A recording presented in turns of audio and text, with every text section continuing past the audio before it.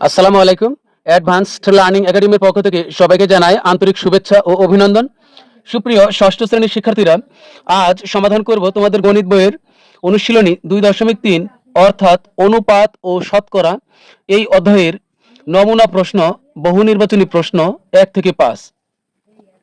এটা দেওয়া আছে তোমাদের 2026 সালের গণিত বইয়ের পৃষ্ঠা 57, নমুনা প্রশ্ন, বহু নির্বাচনী প্রশ্ন। তো এখানে 1 থেকে 5 পর্যন্ত 5টি অঙ্ক আছে। তো শুরুতে আমরা 1 নং অঙ্কটি সমাধান করব। 3:4 এবং 4:5 এর মিশ্র অনুপাত কোনটি? অর্থাৎ এখানে বলছে 3:4, এটাকে আমরা ইস্টুও পড়তে পারবো। 3:4 এবং 4:5 এর মিশ্র অনুপাত কোনটি? অর্থাৎ এখানে অনুপাত দুইটি আলাদা আলাদা আছে, এটিকে আমাদেরকে বলছে যে এর মিশ্র অনুপাত কোনটি হবে। তাহলে আমরা এটা বের করি, খুব সহজ। তো এখানে হলো 3:4, তো দুইটা অনুপাত আগে আমরা লিখবো, 3:4 এবং আরেকটি আছে হলো 4:5।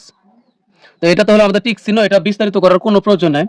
মিশ্র অনুপাত দেখো, 3:4, এখানে এটি হলো একটি অনুপাত, আর 4:5 এখানে হলো, এটা হলো আরেকটা অনুপাত। তো এখানে পূর্ব রাশি আর উত্তর রাশি হলো, দেখো এখানে আমরা প্রত্যেকটা অনুপাতের কোনটা পূর্ব রাশি আর কোনটা উত্তর রাশি এটা কিন্তু আমরা জানি।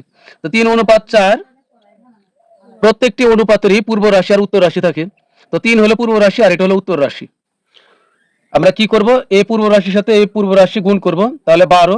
আর এটা হলো উত্তর রাশি, এই উত্তর রাশি 4 আর 5 গুণ করলে হবে 4 5 20। তাহলে মিশ্র অনুপাত হবে, এখানকার হলো 12 অনুপাত আর এখানকার হবে 20। তাহলে এটা হবে আমাদের উত্তর। তো এটা হলো আমাদের টিক চিহ্ন, তো বিস্তারিত করার প্রয়োজন নাই। তাহলে হবে 12:20। খ নং হবে সঠিক উত্তর 1 নং প্রশ্নের। তো এবার 2 নং প্রশ্ন। 2 নং প্রশ্ন দেখো, 100 জন ছাত্রছাত্রীর মধ্যে ছাত্রী 60% হলে, এখানে দেখো তিনটি আছে, 1 নং 2 নং 3 নং, এখানে তিনটাই তাহলে যাচাই করতে হবে, একাধিক উত্তর হতে পারে। তো ছাত্রীর সংখ্যা 60 জন। তো এখানে তো বলাই আছে, ধরো যে তোমার ক্লাসে 100 জন ছাত্রছাত্রী আছেন, তার মধ্যে বলছে, তার মধ্যে হলো ছাত্রী হলো 60%। অর্থাৎ এখানে 100 জনের মধ্যে ছাত্রী হলো 60 জন, তাহলে তো ছাত্রীর সংখ্যা 60 জনই হচ্ছে। তার মানে আমাদের এই 1 নং সঠিক, ছাত্রীর সংখ্যা 60 জন, কারণ এটা প্রশ্নে উল্লেখই আছে ছাত্রীর সংখ্যা 60%, মানে 100 জনের ভিতরে 60 জন হলো ছাত্রী, তার মানে ছাত্রীর সংখ্যা 60 জন। তাহলে ছাত্রের সংখ্যা কত? ছাত্রের সংখ্যা এখানে 40 জন দেওয়া আছে, অবশ্যই ছাত্রের সংখ্যা তো 40 জনের হবে। হচ্ছে 2 নং, মোট ছাত্রছাত্রীর সংখ্যা, মানে মোট ছাত্রছাত্রী হলো 100 জন। সুতরাং তাহলে ছাত্রীর সংখ্যা কত হবে? সুতরাং ছাত্রের সংখ্যা কত হবে? তাহলে ছাত্র হবে মোট 100 জন থেকে আমরা ছাত্রী কত জন? 60 জন বিয়োগ করব, তাহলে কত বের হবে? সমান হলো 40 জন। তার মানে হচ্ছে 40 জন ছাত্র। এটা সহজ কথা। 100 জন ছাত্রছাত্রীর ভিতরে যদি 60 জন ছাত্রী হয়, তাহলে তো 40 জন ছাত্রই হচ্ছে। তার মানে 2 নম্বর সঠিক। এখন 3 নম্বর বলছে ছাত্র ইস্টু ছাত্রী সমান হবে 3:2। তো এটা আমাদের যাচাই করতে হবে, এটা ঠিক না ব্যাঠিক। তাহলে এখানে আমরা কিন্তু ছাত্রছাত্রী দুইটাই পাইলাম, তাহলে এখানে বসাই আমরা, এটা হলো 3 নং, এটা কিন্তু আমরা 2 নং বের করেছিলাম, 2 এর 2 নং, 1 নং তো মুখে মুখে বের করেছি। তাহলে 3 নং এখানে হচ্ছে ছাত্র, এখানে দেখে বোঝা, এখানে কিন্তু দেখে দেখে করতে হবে। দেখো প্রথম দেওয়া আছে ছাত্রের নাম, ছাত্র ইস্টু ছাত্রী, তাহলে আমাদেরকে এইভাবে লিখতে হবে, ছাত্র ইস্টু হলো ছাত্রী। তাহলে এখানে আমরা ছাত্র কত পাইছি? ছাত্র পাইছি হলো 40 জন, আর ছাত্রী পাইছি 60 জন। কি বসালাম? ছাত্র বরাবর বসাইলাম হলো 40 আর ছাত্রী হলো 60। তো এখন আমরা এই শূন্য আর এই শূন্য কেটে দিলাম দুই পাশে, তো বাকি থাকতেছে এখানে 4 আর এখানে থাকে 6। তো এই দুইটার ভিতর ভাগ যায় কত দ্বারা? এই দুইটার ভিতরে যদি আমরা মনে মনে একটি সংখ্যা নির্বাচন করি 2, তাহলে কিন্তু এই 4 কে আমরা 2 দ্বারা ভাগ দিতে পারবো, আবার 6 কে দিতে পারবো। তো 4 কে যদি 2 দ্বারা ভাগ দিই তাহলে হবে 2, আবার 6 কে যদি মনে মনে 2 দ্বারা ভাগ করি তাহলে হবে 3। তার মানে হচ্ছে 2:3। তো এটা কিভাবে হলো? তো আরেকবার দেখো, এই ছাত্র হলো কত? 40, ছাত্র হলো 40 আর ছাত্রী হলো 60। তার মানে হচ্ছে দুইটার ভিতরে আমরা যদি কাটাকাটি করি 0 0 কাটা, তাহলে বাকি থাকতেছে কত? 4 আর বাকি থাকে 6। তো 4 কে আমরা মনে মনে 2 দ্বারা কাটলে এখানে হবে 2, 6 কে যদি আমরা মনে মনে 2 দ্বারা কাটি তাহলে হবে 3 2 6, তার মানে হচ্ছে 2:3, মানে 2:3। কিন্তু এখানে দেখো বের হয়েছে 3:2, তার মানে এটা হবে ভুল, তার মানে 3 নং হবে ভুল। এখানে যদি হয়তো 2:3 তাহলে কিন্তু সঠিক হইতো।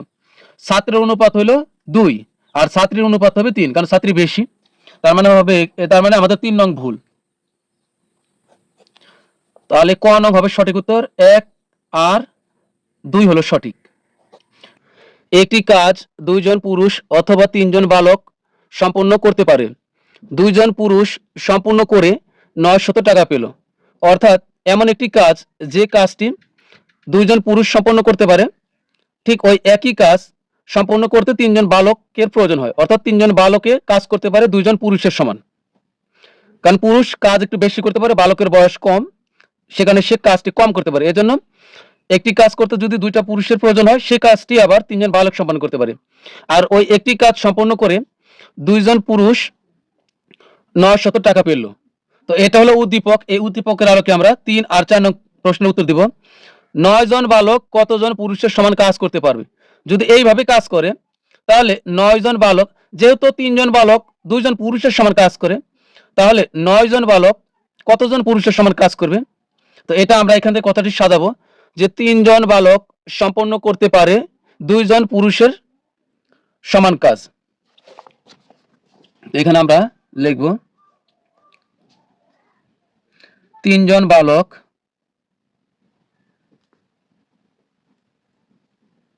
সম্পন্ন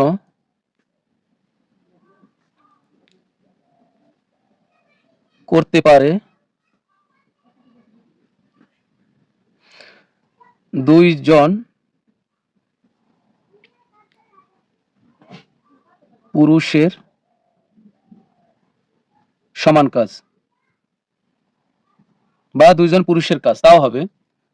সুতরাং একজন বালক সম্পন্ন করতে পারে, এখানে হবে 2 বাই এখানকার 2 আর এখানকার এই 3, আর এটা কিন্তু নম্বর, সমান এতজন পুরুষের সমান কাজ করতে পারে। সুতরাং 9 জন বালক সম্পন্ন করতে পারে, তাহলে এখানে হবে এই 2/3 যা আছে তাই থাকবে, আর এর সাথে এখানকার 9 গুণ হবে, তাহলে এখানে হবে 9 গুণ এতজন পুরুষের সমান কাজ করতে কাজ। তাহলে এখানে 3 দ্বারা এই 9 কে কাটলে 3 3 9, আর তাহলে এই 2 আর 3 গুণ করলে 3 2 6, অর্থাৎ 6 জন পুরুষের সমান কাজ করতে পারবে। তার মানে আমাদের এখানে সঠিক উত্তর হবে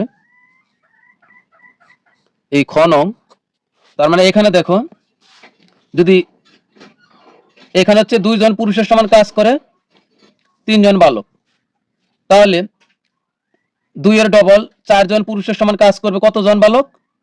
3 এর ডবল, তাহলে হবে 6 জন বালক। এটা হলো পুরুষ। তুমি যদি অঙ্ক করে না বার করতে পারো এভাবে করলে হবে। এটা হলো বালক।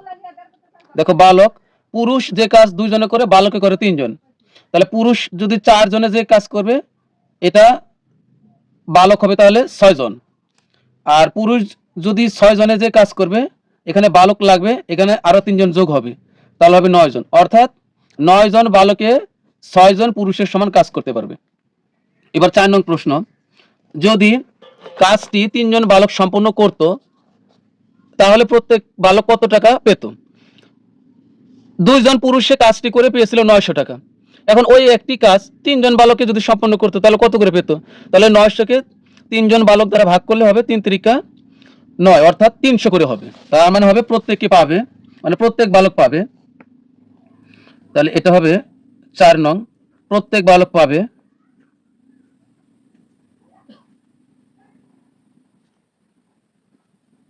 কারণ যে কাজটি 2 জন পুরুষে করে 900 টাকা পেয়েছিল, ওই কাজটি তো 3 জন বালকের সম্পন্ন যদি করে তাহলে কত পাবে? 900 বালক কয়জন? 3 জন, তো 3 দ্বারা এত টাকা হবে। এখানে 3 দ্বারা 900 কে ভাগ করলে হবে 300 করে হবে, তার মানে এখানে হবে 300 টাকা। আমাদের সঠিক উত্তর হবে তাহলে এখানে হবে এই যে ঘ নং।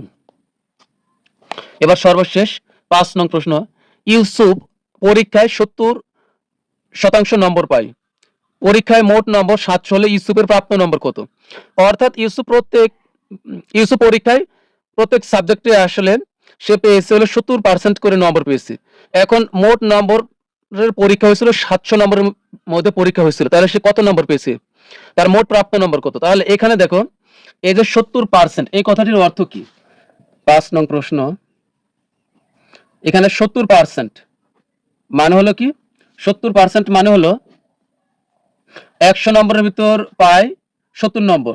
তাহলে এখানে হচ্ছে লিখবো যে 100 নম্বরের মধ্যে